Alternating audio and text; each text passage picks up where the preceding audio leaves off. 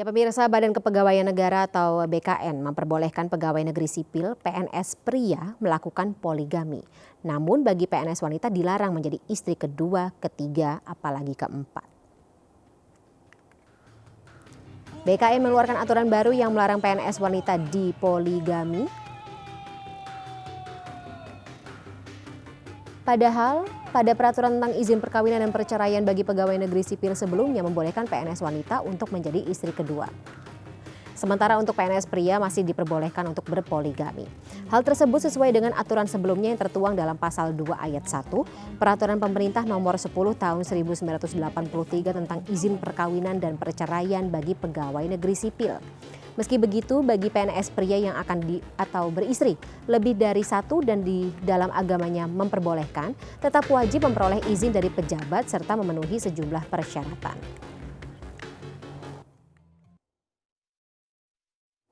Berangkat dari Peraturan Pemerintah nomor 10 tahun 1983, Badan Kepegawaian Negara atau BKN mengatakan PNS boleh poligami atau punya istri lebih dari satu. Itu hanya untuk laki-laki.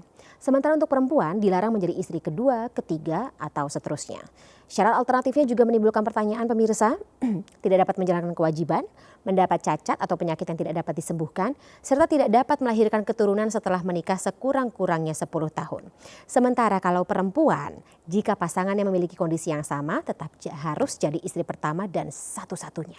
Kita bahas urgensi aturan ini dan bagaimana implementasinya serta implikasinya bagi kinerja dan kehidupan bermasyarakat ASN.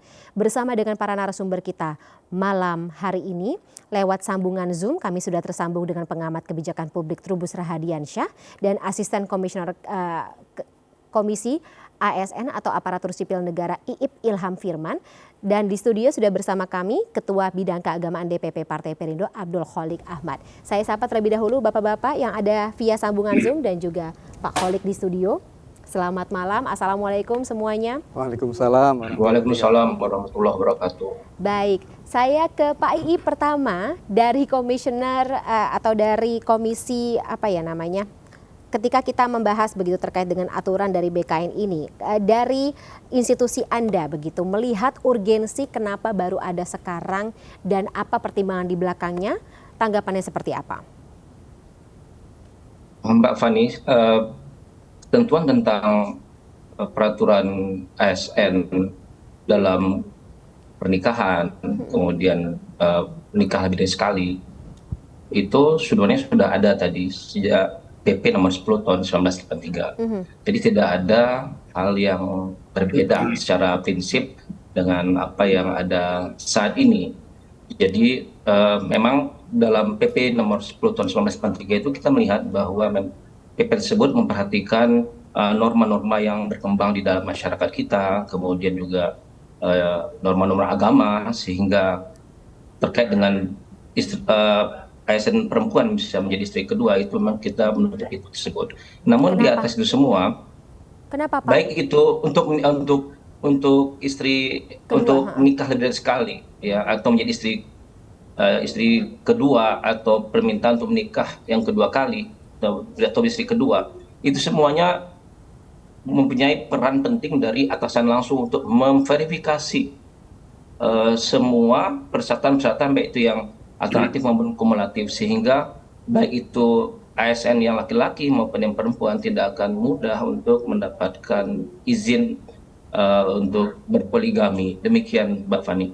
Tapi Pak Iip, berdasarkan misalnya pengalaman selama ini begitu, izin itu kan bisa dikeluarkan sesuai dengan alasan yang subjektif. Tiap atasan, tiap pejabat mempunyai perspektif yang berbeda-beda dalam melakukan atau katakanlah menafsirkan aturan ini, atau ada standarisasi yang sama seharusnya? Ya, terima kasih. Kawan-kawan di BKN itu sudah merumuskan aturan-aturan teknis ya terkait hal ini. Jadi untuk usulan untuk dapat berpoligami itu tidak serta-merta diputuskan oleh atasan langsungnya saja, tetapi berjenjang ya. Ada tim-tim yang ada di dalam instansi pemerintah itu yang akan memberikan verifikasi, baik itu dari Biro SDM-nya atau dari BKP SDM, kemudian nanti akan lanjut kepada pejabat yang berwenang, lalu nanti akan diputuskan oleh pejabat pembina kepegawaian. Jadi mudah-mudahan dengan sistem ini tidak menimbulkan subjektivitas dalam izinnya. Demikian. Oke, jadi ada berapa pihak Pak? Mungkin bisa dielaborasi lebih lanjut tadi?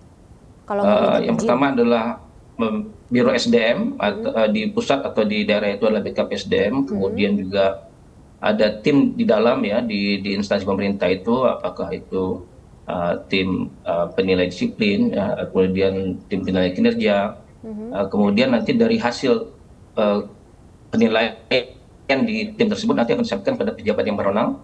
Itu biasanya adalah sekretaris daerah atau sekretaris jenderal di kementerian. Kemudian nanti akan diputuskan oleh pejabat pembina kepegawaian atau pimpinan instansi. Oke. Jadi cukup berjenjang, Mbak Fani.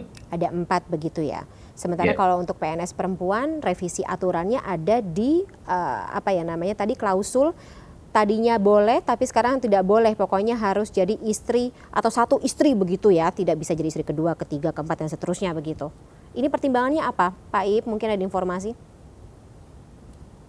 Ya kembali lagi kita melihat aturan itu dilihat dari filosofinya, memperhatikan juga norma-norma agama dan norma-norma sosial budaya yang terjadi di tempat kita. Selain itu juga dalam PP nomor 42 tahun 2004 tentang pemilihan job course dan kode etik PNS, kemudian juga dalam PP 94 tahun 2021 tentang disiplin PNS. ASN itu mempunyai kewajiban memberikan keteladanan kepada masyarakat yang ada di sekitarnya. Demikian prinsip dasarnya, Pak. Oke, baik. Saya mencoba mungkin bikin skenario. Berarti kalau saya sebagai PNS perempuan, kemudian saya diajak menikah sebagai istri kedua oleh PNS laki-laki, itu sudah pasti tidak boleh nih ya? Tidak boleh. Oke, baik. Tapi saya akan tanya terkait dengan urgensi dan juga bagaimana implementasinya serta implikasinya tentu saja bagi norma sosial lah katakan atau sosiologis kita begitu dari kacamata Anda Pak Trubus. Monggo. Ya, ya kalau menurut saya ya tentu dari sisi niat ya, niatnya baik dalam arti bahwa maunya ASN itu ya satu istri kan gitu. Jadi itu aja, tetapi ini persoalannya di publik itu menjadi bias. Karena apa? Karena yang muncul di publik adalah berpoligami itu boleh. Itu yang harus dilihat dengan adanya sosialisasi. Kalau lihat, cek aja di Google misalnya, kita iseng-iseng aja di Google itu, dicek mengenai sosialisasi poligami itu sudah lama dilakukan dan berulang-ulang seperti itu. Dan tapi dalam prakteknya hampir semua ya nggak ada. Misalnya izin atasan itu dua hal loh Mbak, izin atasan. Ada atasan itu yang peduli mengecek, tapi ada juga hasil penelitian itu atasannya diam aja Mbak. Jadi seolah-olah itu urusan privat. Kenapa? Karena bisa saja memang menunjukkan bahwa atasannya sendiri juga melakukan hal yang sama gitu ya. Jadi ini kan kadang-kadang jadi sulit juga kan ketika kemudian kita temui secara fakta gitu, fakta sosial bahwa mereka tetap membolehkan adanya poligami yang tanpa izin, meskipun aturannya harus izin kan gitu. Ini persoalan kan gitu, karena aturan PP nomor 10 itu kan lebih bersifat pedoman sebenarnya, bukan dalam pengertian aturan yang seperti layaknya aturan yang mengikat, meskipun kalau berdebat nanti ujung-ujungnya bilangnya loh ini mengikat gitu, tapi dalam implementasinya itu ya sangat tergantung pertama pada budaya instansi yang bersangkutan, yang kedua juga pada tataran person, artinya pribadi dari si ASN itu untuk terbuka, untuk jujur dan sebagainya. Nah yang lain menurut saya sebenarnya mengapa perempuan kemudian artinya wanita dijadikan harus nomor 1 yang dulunya boleh nomor 2, ini kan juga hal yang minim kajian juga Mbak. Artinya sebenarnya apa sih dibalik itu semua, malah publik bertanya-tanya, meskipun tadi dijelaskan dari Bang Iip, saya mendapatkan informasi meskipun itu pemanaan di publik tidak mudah, artinya dalam implementasinya publik malah justru curiga sesungguhnya ada permainan apa, ada maksud apa di balik itu semua. Dan karena selama ini yang berlaku adalah norma-norma sosial, norma-norma yang konteksnya kesopanan, agama, itu sudah pada tataran di mana publik yang namanya perkawinan itu kan mengacu pada Undang-Undang nomor 1 tahun 74 ya, pasal 1 itu yang jadi dasar, itu ada ikatan perkawinan, bahwa perkawinan itu ada soal sosial gitu ya, ada hubungan sosial, tapi juga ada hubungan pribadi yang sifatnya adalah sifat privat lah gitu, privat. Itu yang terakhir menurut saya pandangan dari sosiologis, ini akan dilihat juga dampaknya, Mbak, efek dominonya ya. Ini nanti akan banyak persoalan-persoalan muncul di lapangan. Karena apa? Karena kalau istri, pokoknya kamu harus nomor satu gitu, nggak bisa nomor dua. Nanti pada akhirnya akan terjadi deal, Mbak. Soal ini masalahnya kan seperti istilah adil. Adil itu kan sesuatu yang tak mudah. Ini orang mau menikah itu soal perasaan ya, perasaan. Saya mau menikah sama Mbak itu kan rasa saya, itu kan kita ada bahasa anak muda itu cinta gitu ya, ada cinta. Nah, persoalannya kemudian kalau harus ada memenuhi syarat-syarat yang lain-lain, itu syarat-syarat itu dengan mudah akan terkalahkan oleh kemauan, keinginan dari si pelaku itu, Mbak. Jadi dalam ini saya melihat aturan yang ada itu aturan hanya pedoman dan tidak pernah dalam satu praktek langsung itu kemudian diterapkan, karena diterapkan secara rigid gitu ya, secara rigid itu jarang gitu ya. Itu jadi fleksibel sekali, Mbak. Jadi publik itu, dan menurut saya jadi sebenarnya aturan-aturan seperti ini kan nggak perlu ini, Mbak, diterapkan juga untuk apa juga gitu kan. Masyarakat juga melihat perkembangan dinamika yang ada, karena perkawinan ini yaitu tadi sudah pada tataran persetujuan kedua belah pihak, dan menurut agama kan syarat-syaratnya 5 syarat itu untuk jadi menikah itu kan gitu, selain disebut-sebutan oleh pemerintah. Terlepas bahwa namanya ASN itu adalah pelayan publik, harus menjadi suri teladan, ya sekarang semuanya pada tataran memang ASN itu memang menjadi ini ya, harapan dari dulu sebagai istilahnya acuan lah ya, referensi bagi masyarakat itu ya, secara umum publik itu. Tapi dalam konteksnya ya perilaku ASN dalam konteks berpoligami, konteksnya nikah siri dan sebagainya itu kan masif, Mbak, dan banyak, dan itu saling menutupi. Iya, jadi sulit lah menurut saya ya. Jadi akhirnya aturan ini saya rasa hanya menjadi macan ompong nantinya, Mbak. Sulit juga untuk dikatakan bisa mengikat jadi buah bibir sih saat ini, Pak Trubus, jadi buah bibir gitu di kalangan netizen terkait dengan isu ini. Kalau concern Anda bagaimana, Pak Kholik? Ya, saya kira saya ingin kembali ke substansi ya. Monggo. Yang namanya perkawinan itu kan ikatan perkawinan untuk membentuk keluarga yang bahagia dan kekal ya, seperti juga disebut di Undang-Undang Nomor 1 Tahun 74. Dan semua agama juga. Ya, jadi semua agama meyakini itu semua. Nah, oleh karena itu maka ketika muncul aturan main yang terkait dengan poligami, maka sebenarnya yang harus diacu adalah prinsip nikah itu dulu yang harus dipedomani sebenarnya gitu. Menikah itu apa? Gitu. Padahal menikah itu kan adalah tadi rumusannya adalah ikatan perkawinan untuk membentuk keluarga kekal dan bahagia. Nah, dilihat dari sini memang hukum negara seperti yang tertuang di dalam PP 10 tahun 83 itu kan memang memperbolehkan dengan syarat tentu ya. Undang-undang perkawinan ya? Bukan. PP 10 tahun 83 soal izin perkawinan dan perceraian PNS. Nah, di dalam undang-undang ini memang boleh untuk poligami untuk laki-laki dengan persyaratan tentu ya. Ada yang disebut persyaratan tadi yang Pak Ip bilang itu ada persyaratan alternatif, ada persyaratan kumulatif kan gitu. Nah, yang jadi persoalan adalah pada persyaratan alternatif ini bisa saja objektivitasnya bisa kabur.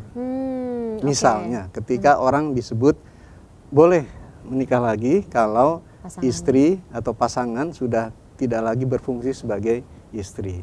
Nah, kriterianya apa? Kemudian yang kedua misalnya disebut cacat di situ. Iya, cacat dan tidak bisa berfungsi lagi sebagai istri.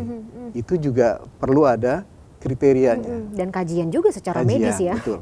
Lalu yang ketiga misalnya ketika menyebut bahwa istri tidak bisa membuahkan keturunan sekurang-kurangnya dalam waktu 10 tahun.